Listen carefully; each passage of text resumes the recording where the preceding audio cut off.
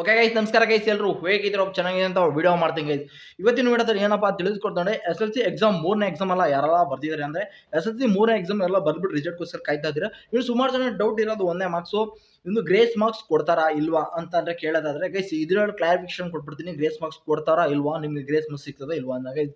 Grace marks ಅನ್ನೋದು ಯಾರಿಗೆಲ್ಲ ಸಿಗ್ತದೆ ಅಂತ ನೋಡ್ತಾ ಇರ್ಬೋದು. ನಿಮ್ದು ಅದಕ್ಕೆ ಯಾರ್ಯಾರಪ್ಪ ಕೊಡ್ತಾರೆ ಅಂತ ನೋಡ್ತಾ ಇರ್ಬೋದು. ಈಗ ನಿಮ್ದು ಪಾಸಿಂಗ್ ರೇಂಜಸ್ ಇರುತ್ತೀರಾ ಅಂದ್ರೆ ಈಗ 24 ಪಾಸಿಂಗ್ ಮಾರ್ಕ್ಸ್ ಆದ್ರೆ ನೀವು 22 ಹತ್ತಿರ ಇರ್ತೀರಾ ಗೈಸ್. ಅವಾಗ ಏನ್ ಮಾಡ್ತಾರೆ, 2 ಮಾರ್ಕ್ಸ್ ಕೊಟ್ಬಿಟ್ಟು ನಿಮ್ಮ 24 ಹಾಕ್ಬಿಟ್ಟು ಪಾಸ್ ಮಾಡೋ ಚಾನ್ಸಸ್ ಇದೆ. ಇನ್ನು 33 ತೆಗಿರ್ತೀರಾ ಅಂದ್ರೆ 33 ಮಾರ್ಕ್ಸ್ ತೆಗಿರ್ತೀರಾ, ಇನ್ನು 2 ಮಾರ್ಕ್ಸ್ ಬೇಕಾಗುತ್ತೆ. ಆಗ 2 ಮಾರ್ಕ್ಸ್ ಹೋಗ್ಬಿಟ್ಟು 35 ಮಾಡಿಬಿಟ್ಟು ನಿಮಗೆ ಪಾಸ್ ಮಾಡೋ ಚಾನ್ಸಸ್ ಇರುತ್ತೆ. ಯಾರೆಲ್ಲ ಗ್ರೇಸ್ ಮಾರ್ಕ್ಸ್ ಕೊಡ್ತಾರೆ, ಗ್ರೇಸ್ ಮಾರ್ಕ್ಸ್ ಕೊಡ್ತಾರೆ, ಬಟ್ ಸುಮಾರು ಜನಕ್ಕೆ ಎಕ್ಸ್ ಅಂತ ಹಾಕ್ಬಿಟ್ಟು ಲಾಸ್ಟ್ ಅಟೆಂಪ್ಟ್ ಆಗಿರೋದ್ರಿಂದ ಪಾಸ್ ಮಾಡೋ ಚಾನ್ಸಸ್ ಇದೆ. ಯಾಕಂದ್ರೆ 2 ಮಾರ್ಕ್ಸ್ 3 ಮಾರ್ಕ್ಸ್ ಇರೋದ್ರಿಂದ ಈ ತರ ನೀವು ಎಬೋ 33 ತೆಗೆದ್ರು ಪಾಸ್ ಮಾಡೋ ಚಾನ್ಸಸ್ ಇರುತ್ತೆ.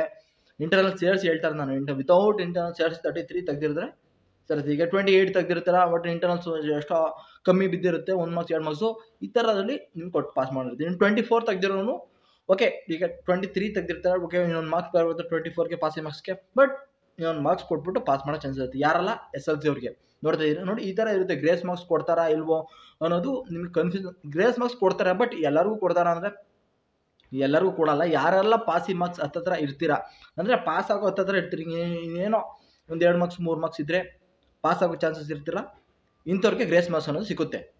100% ಗ್ರೇಸ್ ಮಾರ್ಕ್ಸ್ ಕೊಡ್ತಾರೆ, ಇಂಥವ್ರು ಪಾಸ್ ಆಗ್ತೀರಾ.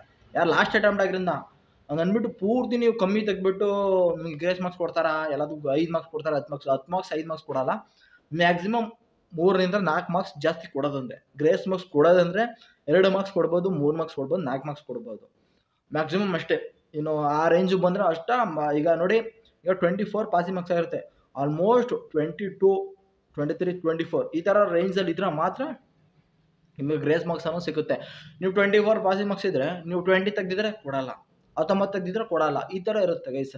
ಯಾರಿಗೆಲ್ಲ ನೋಡ್ತಾ ಇದ್ದೀರಿ, ಬಟ್ ಈ ಥರ ಇದ್ದರೆ ಮಾತ್ರ ಗ್ರೇಸ್ ಮಾರ್ಕ್ಸ್ ಕೊಡ್ತಾರೆ. ಅಂದರೆ ಪಾಸಿಂಗ್ ರೇಂಜಸ್ ಇರಬೇಕು. ಈಗ 24 ಪಾಸಿಂಗ್ ಮಾರ್ಕ್ಸ್ ಆಗಿದ್ರೆ ಒಂದು 20 ಮೇಲೆ ಇದ್ರೆ, 21 ಎಬೋವ್ ಇದ್ರೆ 21 22 23 ಈ ಥರ ಒಂದು 3 ಮಾರ್ಕ್ಸ್ ಕೊಟ್ಬಿಟ್ಟು ಪಾಸ್ ಮಾಡ್ತಾರೆ. ಇನ್ನು 30 ಈಗ 35 ನೀವು ತೆಗಿಬೇಕಾಗುತ್ತೆ, ಟೋಟಲ್ ಸೇರಿಸಿ 2 ಸೇರಿಸಿ 35 ಆಗಬೇಕು. 35 ತೆಗ್ದಿರೋಕ್ಕೆ ನೋಡ್ಬೋದು ನೀವು, ಇನ್ನು 34 ಬಂದುಬಿಟ್ಟಿರುತ್ತೆ, ಆವಾಗ 1 ಮಾರ್ಕ್ಸ್ ಕೊಡೋ ಚಾನ್ಸಸ್ ಇರುತ್ತೆ. ಒಂದೊಂದಕ್ಕೆ 33 ಬಿಟ್ಬಿಟ್ಟಿರುತ್ತೆ, ಅವಾಗ ಕೊಡೋ ಚಾನ್ಸಸ್ ಇರುತ್ತೆ. ಈ ಥರ ಇದ್ದಾಗ ಚಾನ್ಸಸ್ ಇರುತ್ತೆ. ಯಾರೆಲ್ಲ SSLC ನೋಡ್ತಾ ಇದ್ದೀರಾ, ಬಟ್ ಕೊಡ್ತಾರೆ, ಬಟ್ ಲಾಸ್ಟ್ ರಿಸಲ್ಟ್ ಬರೋ ಗಂಟೆ ವೆಯ್ಟ್ ಮಾಡಿ ಗೊತ್ತಾಗುತ್ತೆ. ಹಂಗಂದ್ಬಿಟ್ಟು ಎಲ್ಲರಿಗೂ ಕೊಡಲ್ಲ ಗೈಸ್. ಯಾರೆಲ್ಲ ಪಾಸಿಂಗ್ ರೇಂಜಸ್ ಇದ್ದೀರಾ ಅವ್ರಿಗೆ ಮಾತ್ರ ಕೊಡ್ತಾರೆ ಗೈಸ್, ಇದು ಅಂತ ಹೇಳ್ತಾ ಇರ್ಬೋದು. ಬಟ್ ಅದಕ್ಕೋಸ್ಕರ ಗೈಸ್ ವಿಡಿಯೋ ಮಾಡಿ ತಿಳಿಸ್ಕೊಡ್ತೀನಿ ನೋಡಿ, ಗ್ರೇಸ್ ಮಾರ್ಕ್ಸ್ ಯಾರು ಕೊಡ್ತಾರೆ ಯಾರು ಬಿಡ್ತಾರೆ ಅಂತ ಆಲ್ಮೋಸ್ಟ್ ನಿಮಗೆಲ್ಲ ಗೊತ್ತಾಗ್ತು ಅನ್ಕೋತೀನಿ ಗೈಸ್. ಅದಕ್ಕೋಸ್ಕರ ವಿಡಿಯೋ ಮಾಡ್ತೇವೆ. ವಿಡಿಯೋ ಇಷ್ಟ ಗೊತ್ತಲ್ಲ, ಒಂದು ಲೈಕ್ ಮಾಡ್ಕೊಳ್ರಿ, ಒಂದು ಶೇರ್ ಮಾಡ್ಕೊಳ್ಳಿ, ನಿಮ್ಮ ಫ್ರೆಂಡ್ಸ್ ಯಾರು SSLC ಇದ್ದವ್ರಿಗೆ ಶೇರ್ ಮಾಡಿ ಅಂತ ಹೇಳ್ತಾ ವಿಡಿಯೋ ಮುಗಿತು. ಮತ್ತೆ ಸಿಜು ಬಾಯ್.